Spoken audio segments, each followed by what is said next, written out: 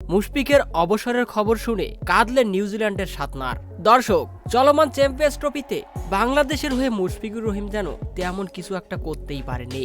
তবে দলকে বিগত বছরে অনেক দিয়ে এসেছেন এই মুশফিক, যার কারণে মিস্টার ডিপেন্ডেবল খ্যাত মুশফিকুর রহিম। তবে বেশ কয়েকটা বছর থেকে পারফরমেন্সের কোনো নাগালই যেন পাচ্ছেন না এই মুশফিক। চ্যাম্পিয়ন্স ট্রফিতে মুশফিকের উপর অনেকটা আশা রেখেছিল বাংলাদেশ ক্রিকেট নির্বাচক বিসিবি, কিন্তু মুশফিক যেন মাঠে নেমেই টানা দুটো ম্যাচেই আউট হয়ে যায়, যার কারণে ভক্তদের ট্রোল সহ্য করতে না পেরে রাগে ক্ষোভে অভিমানেই অবসরের সিদ্ধান্ত নেয় মুশফিকুর রহিম। আর মুশফিকের এমন অবসরের খবর শুনেই রীতিমতো যেন হতবাক হয়ে গেছেন নিউজিল্যান্ডের অধিনায়ক মিচেল সাতনার। দক্ষিণ আফ্রিকাকে সেমিফাইনালে হারিয়ে খেলা শেষে ম্যাচ প্রেজেন্টেশনে এসে উপস্থাপকের প্রশ্নে সাতনার বলেন, ফাইনাল জিতেও মনটা খুব খারাপ লাগছে।